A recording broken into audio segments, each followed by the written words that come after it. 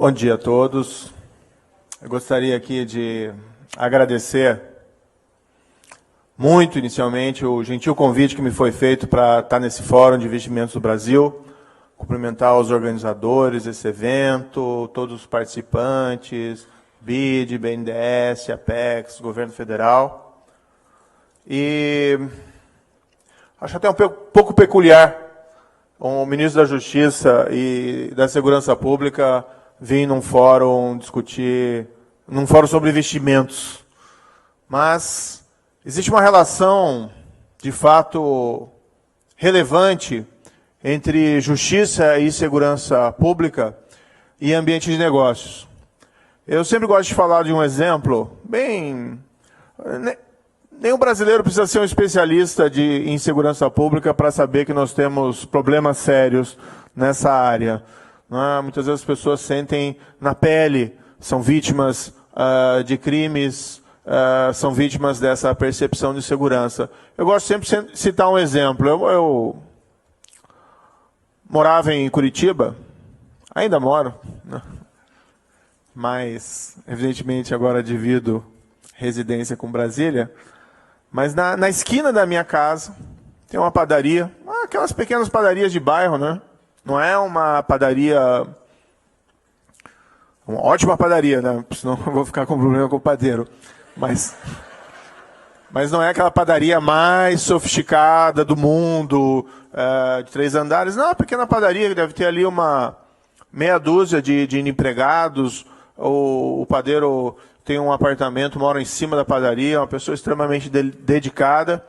E conheço ele há anos, né? Moro ali há muito tempo. E certa feita, conversando com ele, ele me disse, olha, Moro, só num mês fui vítima aqui de 3 assaltos. Né? E o que ele teve que fazer? Ele teve que contratar um segurança privado. Uma padaria de bairro, de esquina. Né? Para evitar assaltos sucessivos que impactavam o negócio dele, além da própria segurança. Graças a Deus, ele foi vítima apenas do roubo monetário, mas um evento dessa espécie pode acontecer algo muito pior. Ele teve que contratar um segurança privado, uma padaria. Né? Se isso acontece com um pequeno negócio de esquina, a gente pode imaginar os custos que existem para desenvolvimento de negócios, esse clima de insegurança pública do Brasil. Pois bem, trabalhei como juiz federal durante 22 anos, essa já é uma história conhecida. Tive vários processos complicados ao longo da minha carreira. Fui convidado no final do ano passado, né, exato em 1º de novembro, pelo então eleito presidente Jair Bolsonaro, para ocupar essa posição no Ministério da Justiça e Segurança Pública. E a ideia, também já falei isso publicamente, foi, olha, nós precisamos tentar consolidar os avanços anticorrupção, nós precisamos melhorar o enfrentamento à criminalidade violenta e, igualmente, ao crime organizado. E esse foi o diagnóstico que nós fizemos quando nós assumimos lá o Ministério da Justiça e Segurança Pública, tanto eu como minha equipe. Nós temos uma série de atribuições dentro do Ministério da Justiça que transcendem a área de Justiça e Segurança Pública. Nós temos, por exemplo, a Secretaria Nacional do Consumidor, nós temos a área de imigração, nós temos a área de naturalização, mas o diagnóstico foi que havia uma demanda específica por melhoria nesses 3 quadros.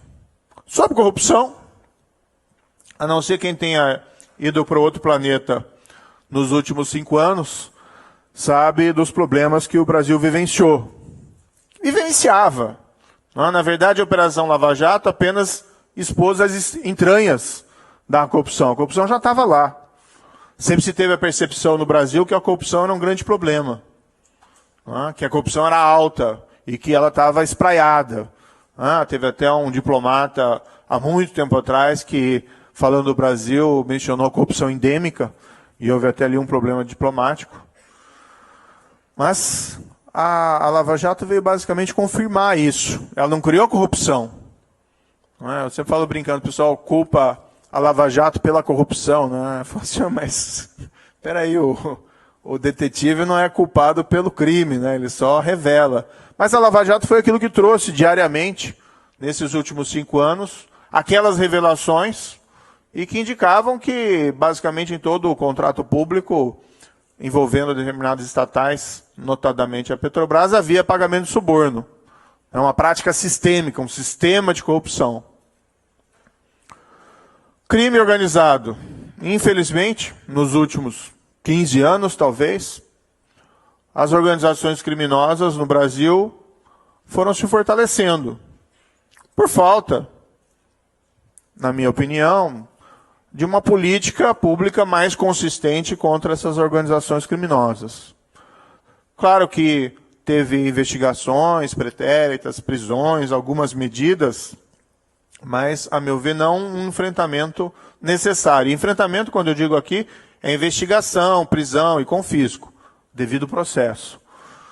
A ilustrar esse fato, não é? Uma dessas maiores organizações criminosas era uma organização até que tinha uma força muito grande em São Paulo, mas era um problema normalmente local. E essa organização, nesses 15 anos, se tornou uma organização de cunho nacional. Se espalhou. Né? E a ilustrar essa falta de enfrentamento necessário, essa organização praticou uma série de atos de natureza terrorista, atacando alvos civis e alvos policiais em 2006, e houve mais ou menos uma política de acomodação, né? Uma falta de uma reação efetiva em relação a essa organização. E ela cresceu. E junto com ela cresceu a criminalidade violenta. Né? Boa parte da criminalidade violenta no Brasil está localizada em disputas envolvendo mercados ilícitos, de drogas, armas, contrabando, sejam criminosos entre eles, sejam criminosos reagindo às forças de segurança, sejam criminosos atacando seus consumidores, principalmente no tráfico de drogas, extremamente vulneráveis. E aí nós temos, né, números péssimos. O pior deles, o recorde, foi em 2016, no qual tivemos mais de 60 mil assassinatos no Brasil naquele ano. 60 mil é um número digno de uma guerra civil, de uma guerra do Vietnã, pelo menos considerando lá os soldados norte-americanos que foram mortos. E nós vamos nos acostumando com essa situação e vamos vendo isso com uma certa naturalização. Olha, a corrupção é assim mesmo, não tem o que pode ser feito, crime organizado faz parte e criminalidade violenta igualmente. Isso é estranho, né? Isso é muito ruim. Esse acho que é o principal problema, essa naturalização do problema. É como aconteceu na época da hiperinflação aqui no Brasil. Né? Para quem vivenciou aquele período, havia uma certa percepção de que, olha, não tem como enfrentar o descontrole inflacionário, o melhor é nós nos acomodarmos a ele. Aprendemos a viver com a hiperinflação. Mudemos os nossos hábitos. É a mesma coisa que falam para nós aqui, às vezes, com um certo tom de resignação. Nós temos que conviver com a corrupção, é assim mesmo. Há aqueles ainda que argumentam, não, a corrupção é bom para os negócios, né? Que é graxa nas engrenagens, quando de fato todos os estudos mais modernos e o próprio bom senso, seja o bom senso da avaliação econômica ou seja o bom senso ético, sabe que corrupção é areia nessas engrenagens e de nenhuma forma isso é produtivo para a economia, porque afeta não só os investimentos públicos, mas afeta a concorrência leal. O mercado quer previsibilidade, quer segurança e trapassa, muitas vezes envolvidas nesses grandes esquemas de corrupção, evidentemente não ajuda essa previsibilidade para os negócios. Então nós assumimos com uma missão bem definida que nossa prioridade ia ser o enfrentamento à corrupção, crime organizado e criminalidade violenta. A minha equipe preparou aqui uma apresentação. Eu vou tomar a liberdade de passar alguns dessa apresentação para apresentar uns dados. Tá, aqui não pretendo ser exaustivo, mas só para mostrar o que tem sido feito e no que nós podemos ainda avançar. Tá?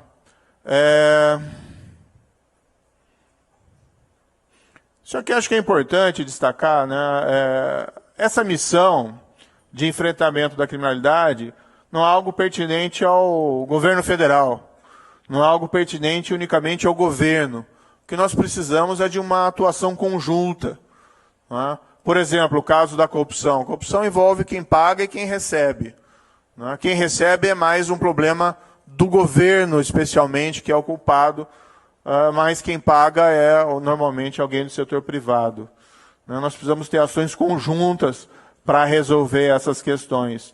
E a própria questão do cidadão, né? Se o cidadão não for demandante de um bom governo, se o cidadão não agir, não tomar uma postura mais ativa, ele fica refém daquilo que é feito muitas vezes sem transparência, com certa opacidade.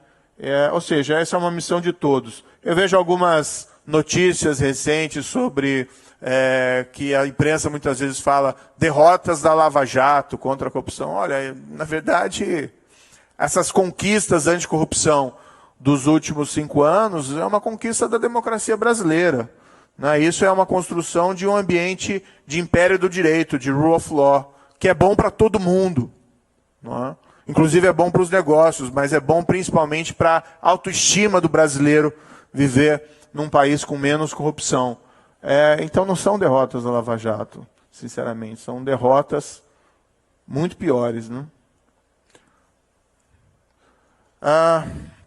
Algumas ações importantes.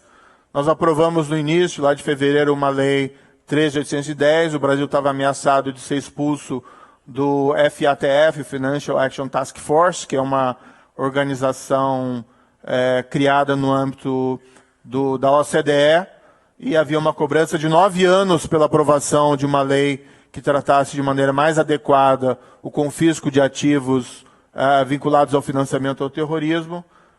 O Brasil estava ameaçado de ser expulso. Eu até tive nessa reunião do GAFI e, graças a Deus, pude levar a lei debaixo do braço. Foi aprovada ali uma das primeiras medidas do atual Congresso. Outra medida legislativa importante foi aprovada agora, nessas últimas 2 semanas. O governo editou essa medida provisória 885, permitindo maior agilidade na venda de bens confiscados do tráfico de drogas. Aqui nós vamos ser realistas, né? Tráfico de drogas dá muito dinheiro. Por isso tem tanta gente no tráfico de drogas. E nós precisamos usar melhor esses bens aqui no Brasil. O que nós assistimos muitas vezes são, por exemplo, quem já não passou em pátios de delegacias ou pátios da Receita Federal, tem lá quase uma centena de veículos apreendidos, muitas deles já perdidos por conta de terem sido utilizados em transporte de drogas, aviões, helicópteros, mas muitas vezes se deteriorando sem que eles sejam utilizados. Então nós colocamos essa medida provisória muito simples no Congresso, que basicamente agiliza essa venda e permite que nós utilizemos o dinheiro do tráfico de drogas de imediato. Como é que acontecia no passado? Esse dinheiro era depositado em juízo e ficava esperando o final do processo. No Brasil, o final do processo é quase uma lenda. Né? A gente nunca sabe quando ele vai acontecer e se vai acontecer de verdade em algum momento. Como a taxa de reversão de condenações por tráfico de drogas é muito pequena, o que nós propusemos, vamos usar o dinheiro de imediato para financiamento de ações contra o próprio tráfico de drogas. Usar o dinheiro do criminoso contra ele mesmo e também para atender programas de prevenção e atendimento aos dependentes químicos. Foi aprovada pela Câmara dos Deputados há 2 semanas e foi aprovada nessa última terça-feira ou quarta-feira pelo Senado. Né? Vai para a sanção presidencial.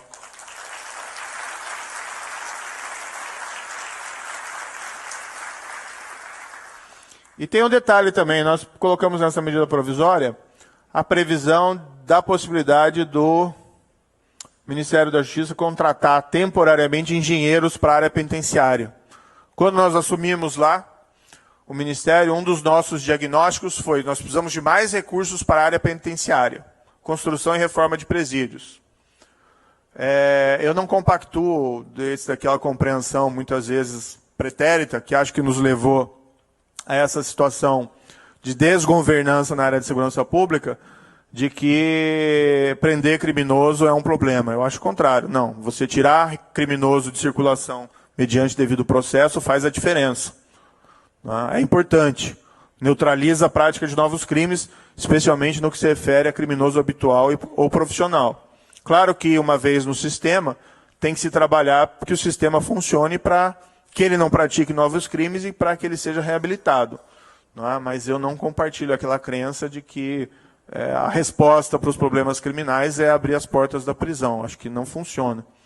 Até acho muitas vezes engraçado, né? Todo mundo no Brasil elogia Nova York pelo nível de segurança que hoje tem Nova York, em comparação do que tinha, por exemplo, na década de 70, que havia um certo descontrole por gangues, por crime organizado, e Nova York adotando políticas mais duras contra o crime, inclusive desmantelando organizações criminosas, mas também adotando uma política de mais dureza contra a criminalidade de rua, hoje atingiu níveis de segurança ótimos. Então as pessoas elogiam, muitas vezes aqui no Brasil, elogiam a transformação de Nova York, mas quando se quer fazer algo semelhante no Brasil, criticam. Falam, não, aqui não funciona, aqui nós temos que soltar todo mundo.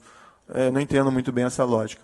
Mas, enfim, nós colocamos na medida provisória uma previsão para a contratação de engenheiro temporário, porque nós precisamos de mais recursos, mas nós percebemos também que boa parte dos recursos que nós liberávamos aos estados para construção e reforma de presídios não eram executados. Ao final de 2018, nós constatamos, por exemplo, que os valores de 2016 haviam sido executados num percentual de mais ou menos 24%. Ou seja, como reclamar da falta de recursos se não se consegue executar o orçamento existente? E uma das carências que nós percebemos é a falta de projetos e execução de projetos de engenharia na área penitenciária. O Ministério da Justiça tem 2 engenheiros contratados, concursados, nós precisamos resolver isso de alguma forma. E essa medida provisória veio, como se diz aquela expressão um pouco vulgar, né, na veia, para resolver esse problema, permitir que nós contratemos aí, temporariamente engenheiros para resolver o problema. Projeto anticrime. Bem, desde o início, nós entendemos o seguinte: é possível avançar muito com ações executivas. Isso faz a diferença. Uma política de segurança e justiça mais eficiente pode ser desenvolvida por meio de ações executivas.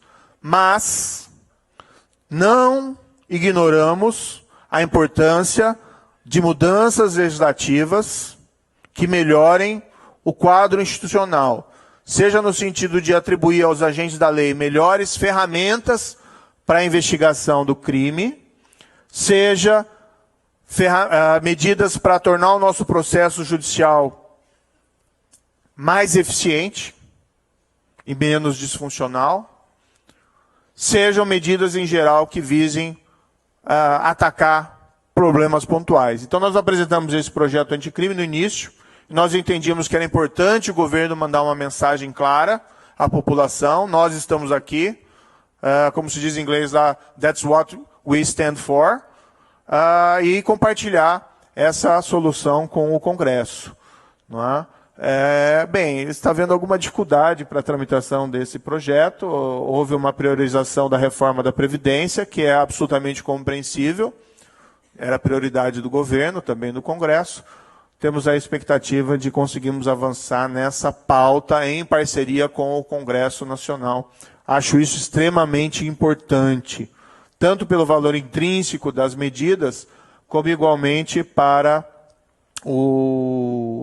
essa mensagem, que eu acho extremamente relevante.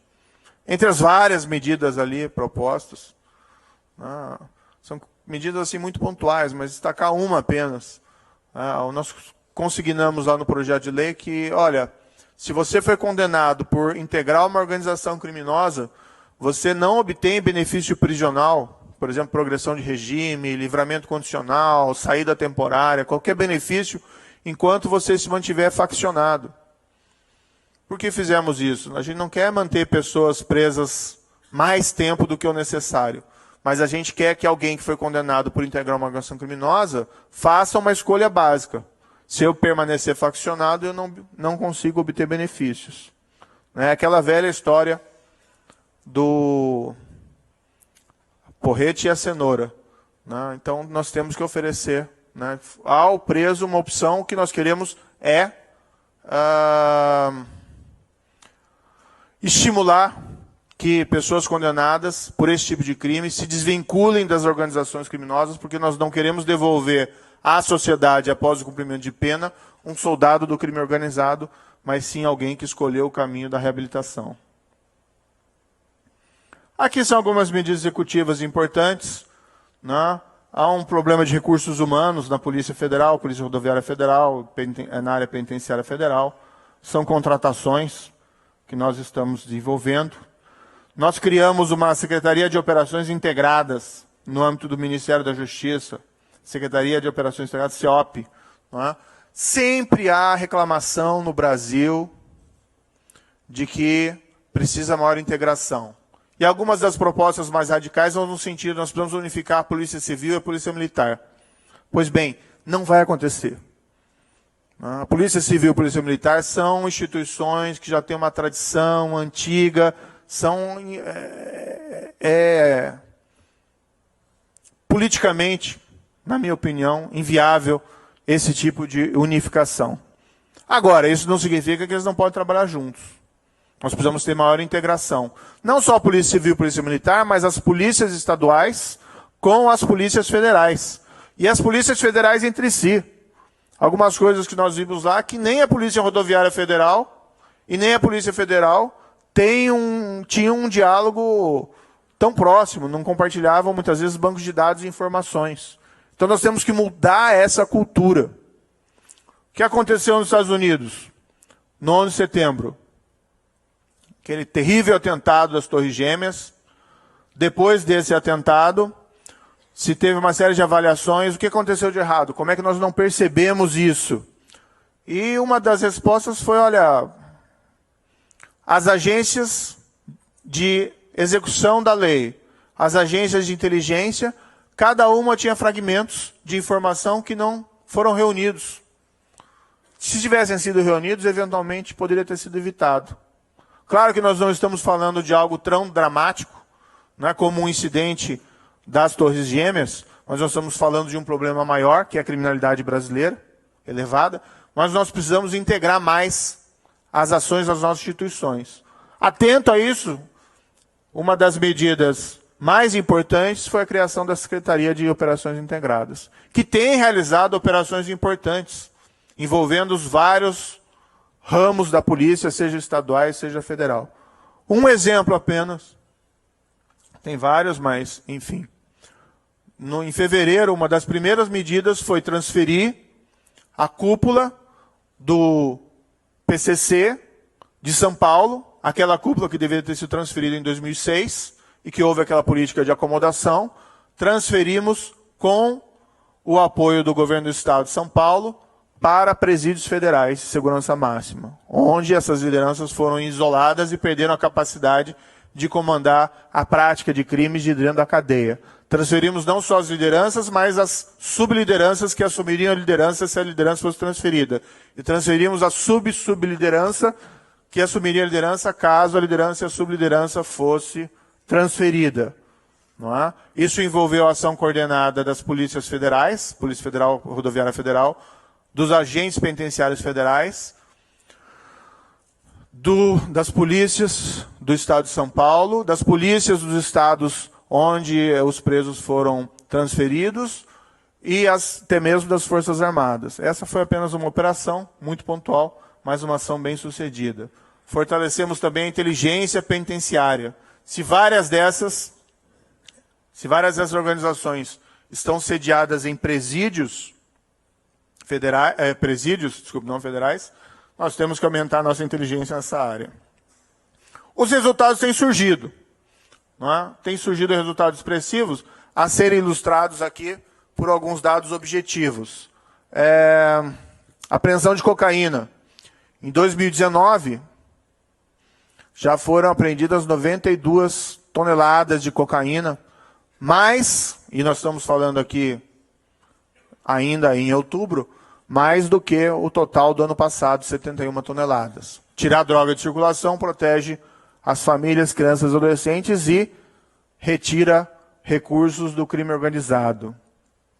A apreensão de maconha igualmente subiu, não tão significativamente, mas o mais importante, nós intensificamos a política de erradicação de plantações de maconha. A maconha vem do Brasil, consumida no Brasil, vem basicamente do Paraguai.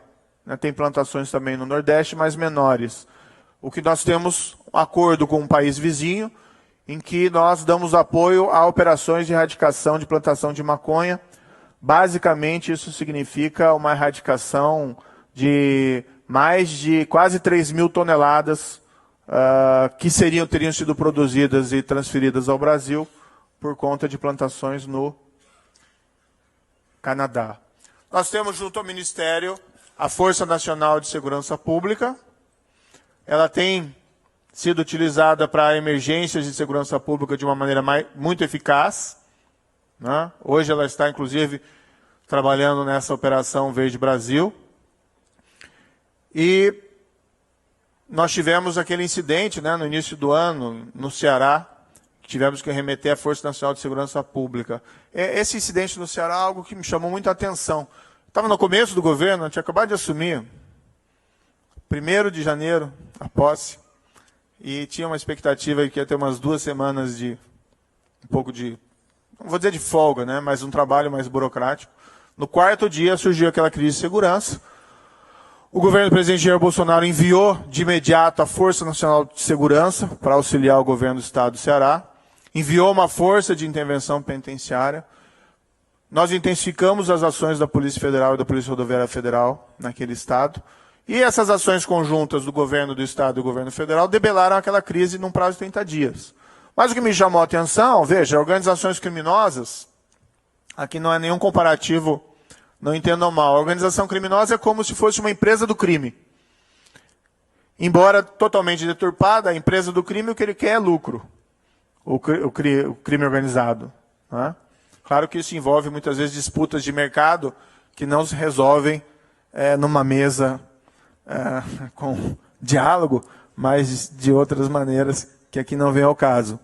Mas eles querem lucro. E quando uma organização criminosa se sente à vontade para tentar, por exemplo, como foi no Ceará, incendiar estabelecimentos civis, explodir viadutos. Nós vimos fotos lá de viadutos que quase foram explodidos pela organização criminosa, numa tentativa de intimidação do Estado. Tem algo de errado. O que ilustra o que eu falei anteriormente, do crescimento nos últimos 15 anos dessas organizações criminosas, que nós temos que fazer uma escolha muito clara, nós temos que enfrentá-las, porque quanto mais demorarmos para enfrentá-las, maior vai ser o custo para resolver o problema no futuro. Mas a Força Nacional foi lá, juntamente com essas intensificações, e veja um governo o governador lá do Partido dos Trabalhadores e o governo federal, que é de um outro partido, o PSL, pelo menos o presidente, de outro perfil, pelo menos, resolvemos o problema. Nós temos operações importantes na área de fronteiras, eu não passo um dia sem ouvir reclamações de que nós precisamos melhorar o controle das fronteiras, mas nós estamos hoje com operações permanentes e importantes, a chamada Operação Vigia, no Mato Grosso do Sul e do Paraná, que tem gerado resultados expressivos. E nós temos um projeto piloto que é muito importante, que é baseado numa experiência norte-americana pós 11 de setembro, ou pelo menos se intensificou após o 11 de setembro, que é o chamado Fusion Center. Que basicamente olha, se nós precisamos melhorar a integração, a ideia é criar forças-tarefas permanentes, encarregadas de investigar determinados crimes, reprimir determinados crimes, nos quais nós teremos lá representantes das várias corporações policiais ou dos várias agências envolvidas naquela tarefa. O nosso projeto piloto vai ser em Foz do Iguaçu, na região da Tríplice Fronteira. Evidentemente não vai chamar Fusion Center, estamos buscando um nome melhor. Mas o que nós vamos ter ali? Um escritório integrado que nós vamos ter representantes da Polícia Federal, da Polícia Rodoviária Federal, da Receita Federal, das Forças Armadas, das polícias estaduais, não só do Paraná, mas de outros estados. Nós queremos ter ali também adidos policiais de outros países. nós queremos ter Receita Federal, Forças Armadas, uma força-tarefa permanente para trabalhar inteligência e operações contra crimes transfronteiriços. Não é? Drogas, armas, contrabando de outra natureza e lavagem de dinheiro, financiamento ao terrorismo. Não é? Essa é uma experiência piloto, mas, claro que ela for bem sucedida, nós vamos expandir. Assim, nós colocamos na mesma sala pessoas que têm que conversar entre elas, compartilhar inteligência e banco de dados. Não é? Isso foi feito com muito êxito nos Estados Unidos, intensificado, especialmente após o 11 de setembro. Nós temos esse projeto Em Frente Brasil, que começou a ser executado agora no começo de setembro. Planejamos ele desde o início do ano. Qual que é a ideia aqui? A União Federal, ela tem, historicamente, se mantido afastada da criminalidade violenta, do controle da criminalidade violenta, salvo indiretamente. De fato, a responsabilidade primária por coibir a criminalidade de rua, a criminalidade violenta, é da segurança pública dos estados. Mas 60 mil homicídios em 2016 revelam que precisamos agir mais e que o governo federal não pode ignorar esse problema. Então nós temos que tentar ajudar os estados nessa tarefa. A União Federal, quando age contra a criminalidade violenta, vinha tendo essa atuação mais reativa. Uma crise de segurança, manda lá a Força Nacional, como foi o caso do Ceará. Aqui é uma ideia que nós tomemos a frente desse processo. Então, o que nós fizemos? Como projeto piloto, escolhemos 5 cidades com graves problemas de violência urbana, normalmente ilustrada por elevados índices de assassinatos. Levamos em consideração também outros fatores, como a própria questão da saúde fiscal desses locais escolhidos. E nós estamos montando basicamente o quê? Uma força-tarefa, uma atuação integrada entre as forças policiais federais, Polícia Federal, Polícia Rodoviária Federal e Força Nacional, tanto a Polícia Ostensiva como a Polícia Judiciária, juntamente com as polícias estaduais dessas 5 cidades, dos estados das 5 cidades, como as guardas municipais. Uma atuação focalizada nas cidades com maiores problemas de violência e dentro das cidades nos bairros mais violentos. Né? Polícia Ostensiva e Polícia Judiciária, porque nós não queremos que o criminoso mude de bairro ou de cidade, nós queremos que o criminoso mude para a cadeia. Num segundo momento, dentro desse mesmo plano, nós vamos focalizar ações de política social ou urbanística, que já existem, seja na União, seja nos estados e municípios, com o problema da violência. Então, por exemplo, existem várias políticas de reurbanização, de reconstrução de locais urbanos degradados, que pode ser um fator que influencie a prática de crimes naquela localidade. Por exemplo, falta de adequada iluminação pública. Pois bem, os governos já têm políticas de iluminação pública ou restauração de ambientes urbanos degradados. O que tem que ser feito é focalizar essas políticas naquelas áreas de maior incidência de violência. Né? Políticas de saúde, políticas de educação. Então, a ideia desse projeto Em Frente Brasil é exatamente uma ação concertada, não só de segurança, mas também de outra natureza, nesses municípios, por uma medida para reduzir a criminalidade. O projeto começou agora, a parte ostensiva dele, em início de setembro. É cedo ainda para fazer diagnósticos, né, de resultados, mas, por exemplo, uma das cidades escolhidas é Ananindeua, uma cidade da região metropolitana de Belém. Né? Ananindeua é uma cidade que praticamente convivia diariamente com prática de assassinatos.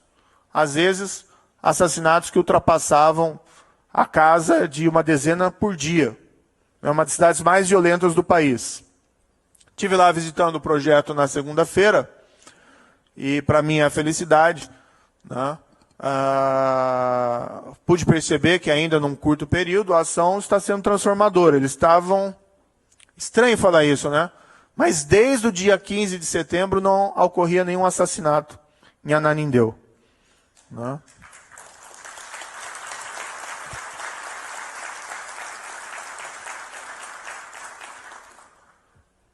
Se vê o ponto que o descalabro da violência chegou, né? De comemorar que desde 15 de setembro não tinha assassinatos na cidade, como se fossem aquelas placas, né? Não temos acidente de serviço há tanto tempo.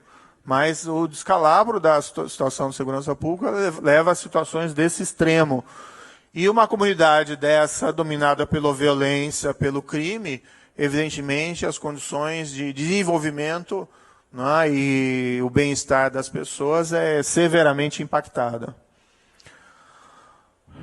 Banco Nacional de Perfis Genéticos, essa é outra iniciativa estratégica do Ministério da Justiça, buscando aqui melhor taxas de resolução de crimes. Um dos fatores que mais contribui para esse descalabro criminal é a impunidade. Né? Isso é até intuitivo. Né? Já se falava lá de um famoso jurista, penalista italiano, Cesare Beccaria, que ele dizia, olha, não é tanto o rigor da punição, mas sim a certeza da punição que coíbe o crime. Esse quadro de corrupção, esse quadro de criminalidade violenta, de criminalidade organizada, em boa parte vinculado ao problema da impunidade. Claro que existem outros fatores, mas é ilustrativo o fato de que o crime cresceu no Brasil nos últimos, 20 anos, mesmo durante períodos de prosperidade econômica. Mesmo quando a economia crescia bem, durante a década de 2000, pelo boom das commodities ou outros fatores, a criminalidade cresceu. Ou seja, não existe uma correlação tão clara em aumento do PIB e diminuição da violência. Claro que pode ajudar, claro que ajuda, ter mais emprego, ter mais renda. Isso certamente são fatores que não devem ser negligenciados. Mas isso só não basta. Aí um dos grandes problemas é o problema da impunidade. O Banco Nacional de Perfis Genéticos foi criado no Brasil por uma lei de 2012 e significa basicamente que, como nós vemos naqueles filmes norte-americanos, uma moderna impressão digital. Se colhe material, vestígio de material biológico no local do crime, se extrai o perfil genético, se insere num banco de dados e cruza esses dados com os dados que já existem ali, sejam de vestígios colhidos em outros locais, sejam de coleta realizada na população prisional condenados por crimes violentos. A lei foi publicada em 2012 e basicamente ela ficou no papel desde então. Muito pouco foi feito para executar essa lei, por conta até de resistência do próprio Poder Executivo Federal, que tinha uma série de ressalvas em relação à lei. Não é uma invenção tupiniquim.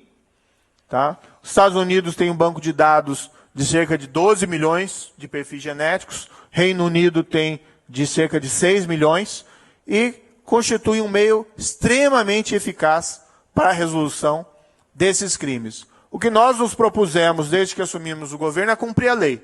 Nós também, no projeto anticrime, estamos tentando ampliar o rol de pessoas sujeitas a essa coleta obrigatória. Não só criminosos violentos, mas todos os criminosos intencionais. Mas ainda assim, nós queremos, pelo menos, cumprir a lei já existente. Chegar em 2022 com a coleta completa das pessoas já contempladas por essa lei. Né? Ali eu errei, 17.500 nos Estados Unidos, perdão. Quem fez o painel aqui quis me desmentir aqui. Pode ser que ele esteja errado. Casos específicos. Curitiba teve um assassinato brutal em 2008 de uma criança de 9 anos de idade. O corpo dela foi encontrado numa mala na rodoviária. Isso paralisou a cidade, paralisou, forma de dizer, né? Mas galvanizou a atenção da cidade e o luto por 2 semanas, 1 mês. Esse crime brutal foi cometido em 2008 e permaneceu 11 anos sem solução. Faz 1 mês, o perfil genético do material encontrado junto ao cadáver encontrou correspondência com o perfil genético de um preso em São Paulo, que teve o perfil genético colhido pelas autoridades do Estado de São Paulo, com base na política do governo federal de incentivar e financiar essas coletas. É um assassinato de 11 anos, sem solução, solucionado. Isso gerou também uma grande comoção. E nós conseguimos com isso também, paulatinamente, identificar uma série de outros crimes. Né? Por que nós não ouvimos no Brasil tantas histórias sobre criminosos seriais? Salvo engano, a gente ouve lá alguma história de um criminoso serial, mas isso não é muito comum. Porque nossas investigações criminais são péssimas. Muitas vezes nós não conseguimos nem identificar o responsável por um crime específico, quanto mais criminosos seriais responsáveis por vários crimes. Mas, por exemplo, o banco DNA tem esse potencial de resolver esse problema. Recentemente, um estuprador em série foi identificado em Goiás, né? Com base no Banco Nacional de Perfis Genéticos, foi constatado que ele é responsável por 22 estupros só no estado de Goiás. Né? E o número provavelmente muito maior ali colocado, como mais de 50, considerando todo o país. Estatísticas criminais. Né? Eu sou muito, olha, as políticas públicas de segurança têm que ser baseadas em evidências. Concordo totalmente. Mas muitas vezes nos faltam melhores dados estatísticos. Desde março de 2013, nós temos agora estatísticas criminais de âmbito nacional. Antes nós não tínhamos. Nós confiávamos em dados colacionados por organizações não governamentais, que até faziam um bom trabalho. Não há nenhuma crítica aqui. Mas era algo desanimador, nós não temos estatísticas oficiais. Precisamos tê-las. Tá? Através desse Sinesp, e existe um link ali que pode ser consultado dentro do Ministério da Justiça, nós podemos constatar os dados oficiais. E o que esses dados oficiais têm revelado é que desde o início do ano tem havido uma queda significativa dos indicadores dos principais crimes. Tá? Nós temos dados atualizados no nosso banco oficial até maio. Os bancos, as ONGs, vêm até um pouco mais recentemente, até agosto, pelo menos, até julho, pelo menos. Mas tanto os oficiais como os não oficiais têm apontado essa expressiva queda de indicadores criminais. Então vejam ali, por exemplo, que entre janeiro e maio de 2019, nós tivemos menos 21% de homicídios em relação ao mesmo período do ano anterior. Em vez de 20 mil homicídios, tivemos 16 mil. Roubo de veículo, tivemos também uma queda de 26%. Roubo de carga, de 24%. Roubo seguido de morte, menos 23%. Eu, sinceramente, não me lembro de outro período histórico com quedas tão significativas. Alguns críticos dizem, mas os crimes já vinham caindo ano passado. Sim, de fato, ano passado houve um registro de uma redução percentual de 10% de crimes de assassinatos. Mas aqui nós estamos falando de quedas de 20%. E sobre uma base já menor do ano anterior. Esses números resultam dos esforços mais incisivos dos governos estaduais em prol da segurança pública. Esse foi um tema central nas eleições do ano passado e é natural que haja esse tipo de atuação mais incisiva dos governos estaduais, mas eu não tenho a menor dúvida de que a atuação mais presente do governo federal, principalmente contra essas organizações criminosas, principalmente batendo recordes de apreensões de drogas. Aqui eu não coloquei, mas batendo recordes também de sequestro e confisco de bens vinculados a organizações criminosas. Com essa atuação agora com essa atuação reativa da Força Nacional, da Força de Intervenção Penitenciária. E agora com o Enfrente Brasil, que esses indicadores vão prosseguir, ou melhor, têm decaído em parte, e talvez em grande parte, também pela atuação mais incisiva do governo federal. O grande desafio é fazer que essa queda seja permanente, porque, afinal de contas, apesar da queda, os números remanescentes ainda são muito elevados. O último dado que eu vi, que são de organizações não governamentais, esses são os dados oficiais, nós temos um delay de 3 meses, mas que ia até julho, apontava que 7.109 pessoas a menos assassinadas no Brasil em relação ao mesmo período do ano passado, o que é um número muito positivo, embora o número remanescente ainda seja muito ruim. Aqui são algumas propostas que nós queremos contar com apoio de investimentos privados, são projetos em gestação, parcerias público-privadas no âmbito do sistema carcerário, seja para construção, reforma de presídios, ou seja até mesmo operação de unidades. E aqui me permito dizer, a minha visão sobre isso é extremamente pragmática. Tá? Eu acho que nós temos que considerar o que funciona e o que não funciona. O setor público pode construir e administrar presídios e pode funcionar. O setor privado, dependendo do modelo, também pode funcionar bem. A grande dificuldade é encontrar o modelo adequado para a resolução disso. Passa necessariamente, e isso é o modelo que o Ministério da Justiça tem construído, que apesar do controle das unidades pelo setor privado ser possível, alguma presença do Estado ainda é reclamado. Nós precisamos ter agentes penitenciários treinados para que possam lá exercer um poder de polícia, ainda que em um papel menor nesses presídios, mas para evitar maiores problemas. E passa também por oferecer ao preso oportunidades de trabalho.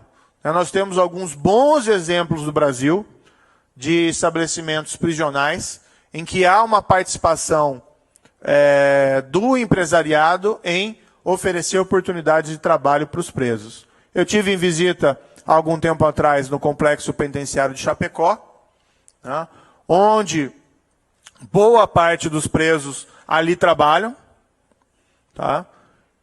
E porque empresários se dispuseram a oferecer essas oportunidades de trabalho, por exemplo, construindo barracões industriais nas áreas das penitenciárias para que os presos ali trabalhassem. Falei com vários desses empresários, tá? E eles foram muito francos e sinceros. Ora, nós sentimos orgulhosos de poder ajudar aqui esses presos, porque isso favorece a reabilitação. Mas nós estamos também lucrando, né? Isso é importante para o empresariado. Então nós temos que oferecer oportunidades, sim, para que eles façam bem, mas que também eles possam oferir um lucro. E a grande vantagem do modelo existente nessas penitenciárias é que os valores pagos de remuneração ao preso, parte vão para o próprio preso e seus familiares, partes vão para ressarcimento da vítima, dos danos do crime, e parte vai para o próprio Estado, que criou um fundo que recebe esses valores que só podem ser utilizados para investimento nos próprios sistema carcerário, assim gerando uma espécie de um ciclo de melhoria dessas condições. Aqui também propostas de investimentos público-privados na área de iluminação pública, ou tratar isso como prioritário, principalmente relacionados aos projetos em Frente Brasil, e projetos na área de radiocomunicação digital. Às vezes são coisas simples, né? Mas muitas das corporações policiais ainda no Brasil utilizam rádios não digitais, o que geram vulnerabilidades, né? Porque as frequências podem ser identificadas e captadas por criminosos e muitas vezes os policiais não conseguem se comunicar bem entre si. E a ideia aqui é que nós possamos, por exemplo, incrementar as comunicações entre os nossos vários órgãos policiais através de sistemas digitais. Aqui são propostas relacionadas a parcerias público-privadas na área prisional, são modelos em construção, iluminação pública, programa rádio digital. Aqui, ao final, bem, ali é a bandeira do Brasil, e ao lado tem um QR Code, tá, com a reprodução dessa apresentação, tanto em inglês, em espanhol, como também em português, que pode ser acessada por todos os senhores. Enfim, o que eu quero dizer, para finalizar,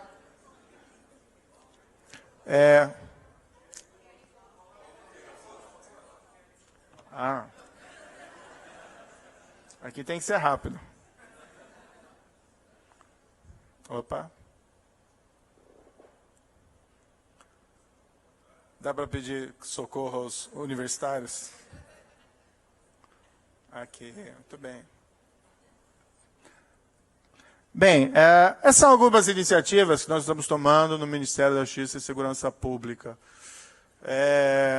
Eu acho que os resultados, embora, claro, sempre sujeito a críticas, têm sido positivos, né? Eu mencionei de passagem essa força de intervenção penitenciária, eu acho que ela é extremamente relevante. Onde ela atuou, houve quedas abruptas da criminalidade, a ilustrar que boa parte dos crimes de rua estão relacionados a um descontrole do sistema prisional. Ela esteve no Ceará, esteve no Amazonas, está agora no Pará. Os dados que nós recebemos da região metropolitana do Pará, desde a atuação do projeto Em Frente Brasil, mas também igualmente no que se refere à atuação da Força de Intervenção Penitenciária, é uma queda mais ou menos 56% de assassinatos na região metropolitana de Belém, né? Enfim, nós queremos utilizar essa força de intervenção para retomar o controle de vários desses estabelecimentos prisionais. Surgiram recentemente algumas denúncias de maus tratos e presos por parte da Força de Intervenção Penitenciária. O que eu posso dizer, se for comprovado qualquer violação, as pessoas envolvidas serão punidas. Mas o que nós pudemos constatar até o momento é que não há bem uma procedência dessas informações. É claro que nós temos que apurar toda e qualquer denúncia, mas não me parece que essas que têm sido apresentadas são de fato corretas. Existe um grande caminho, né, a ser percorrido, uma grande montanha a ser escalada, e nós precisamos do apoio do setor privado, seja para realizar esses investimentos que o Estado, por vários motivos, não tem mais condições de fazê-lo, seja iniciativas que a presença do setor privado leve a um ganho de eficiência, como, eventualmente, parcerias público-privadas na área penitenciária ou em outras áreas que precisem de um bom investimento de capital e que o Estado não possa prover no presente momento. Mas até algumas outras iniciativas. Por exemplo, há uma grande demanda de maior proteção contra crimes cibernéticos aqui no Brasil. E o que nós entendemos é que o poder público tem uma capacidade limitada para poder atuar nesse setor, porque é um setor muito dinâmico e exige uma certa, vamos dizer assim, uma flexibilidade em contratação, investimentos em pesquisa, que muitas vezes o setor público não tem condições de prover pelas burocracias inerentes ao serviço público. Nós estamos pensando em um modelo em que possamos unir aí tanto o setor privado como o setor público para investimentos em pesquisas de proteção na área cibernética. Inclusive, até unificando investimentos do setor privado, porque nós assistimos hoje muitas empresas gastando bastante dinheiro com iniciativas que são difusas, quando eventualmente, quando os interesses são comuns, poderiam ser reunidas desde que de um guarda-chuva que dê uma certa coerência. Existe um modelo, inclusive nos Estados Unidos, que nós queremos tentar aprender mais, que é uma aliança chamada Aliança Nacional contra o Crime Cibernético, que tem sede em Pittsburgh, que nós queremos ver se conseguimos reproduzir isso. Mas, enfim, existem os grandes desafios, e esses desafios são permanentes, não é?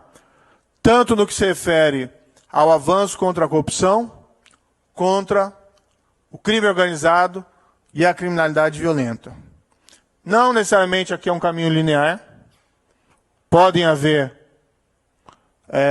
dentro dessa iniciativa para poder avançar, podem haver sobressaltos, podem haver problemas, não é? Agora, é importante ter destacado que, como eu disse, isso não é uma tarefa que cabe exclusivamente ao governo federal. Essa não é uma tarefa que cabe à Lava Jato. Não, nós temos que avançar institucionalmente como país contra a grande corrupção, contra o crime organizado e contra a criminalidade violenta.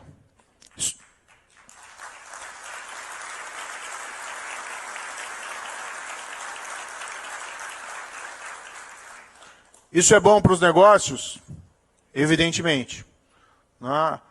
Insegurança pública, falta de justiça, corrupção disseminada afugentam investidores, tanto externos como até acabam muitas vezes coibindo investimentos dos nossos atores internos, que ficam reticentes em colocar o seu dinheiro em um ambiente de negócios eventualmente prejudicado pelo crime, seja de corrupção, ou seja pela criminalidade violenta, ou pelo crime organizado. Então esse é um lugar apropriado para nós conversarmos sobre essas questões. Mas, para ser muito franco a todos os senhores e senhoras, embora isso de fato ajude o ambiente de negócios, promova o desenvolvimento, o ponto fundamental é que isso é bom para as pessoas.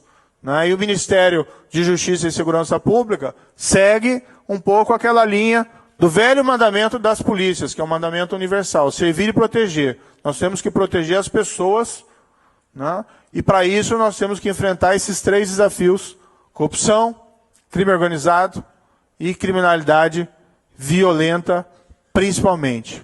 Além da questão da proteção física e da proteção, por exemplo, a corrupção desvia recursos e gera uma alocação ineficiente desses recursos nos investimentos públicos e mesmo nos investimentos privados. Mas, além disso, nós temos que trabalhar para isso, para que nós construímos aí um império do direito, um rule of law, claro que com respeito aos direitos, claro que com respeito aos direitos humanos, mas nós temos que compreender que esses fenômenos criminais, nessa magnitude, também impactam esses próprios direitos e esses direitos humanos. E nós não vamos desistir em relação a essa missão. E precisamos resgatar a autoestima do brasileiro. Não raramente encontro várias pessoas, vêm lá me cumprimentar, olha, eu estava desiludido com o país, pessoas que deixaram o país, ou pessoas que estavam no país e queriam deixar o país, ou que tinham perdido as esperanças.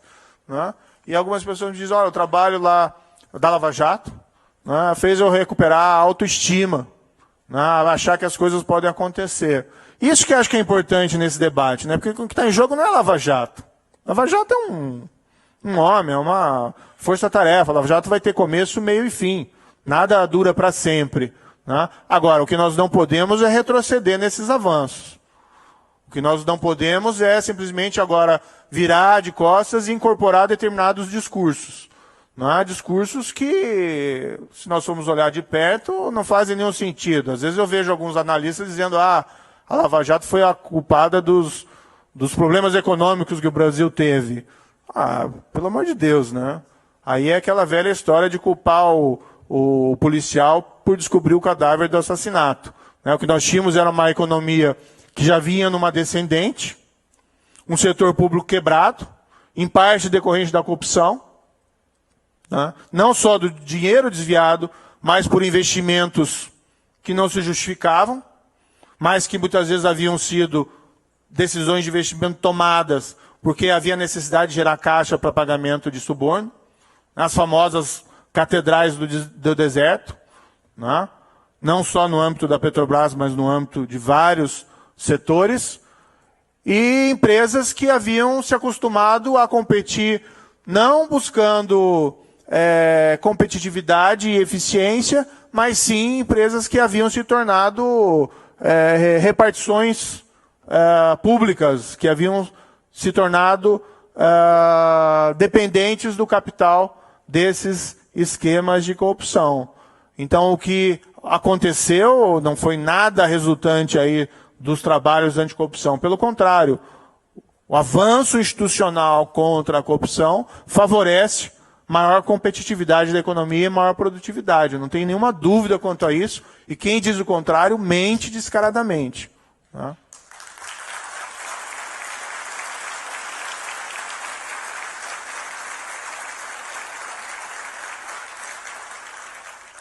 Mas o meu trabalho na Lava Jato acabou. Agora, a minha ocupação é como ministro da Justiça e Segurança Pública, mas eu permaneço firme nas crenças que eu tinha no passado. Nós precisamos avançar e não retroceder. Esse é um grande desafio, mas é um grande desafio que só pode ser encarado quando o governo não age sozinho. Nós precisamos do apoio, né, de outras instituições e igualmente da sociedade brasileira, né, para evitar qualquer espécie de retrocesso. E esse é o meu compromisso. Vamos estar lá sempre. Nós temos um tema lá, um lema no Ministério da Justiça. Foi uma das primeiras campanhas que fizemos, uma campanha institucional interna do Ministério da Justiça, que é: faça a coisa certa, do jeito certo e pelo motivo certo. E é basicamente isso que nós vamos fazer. Muito obrigado pela atenção de todos.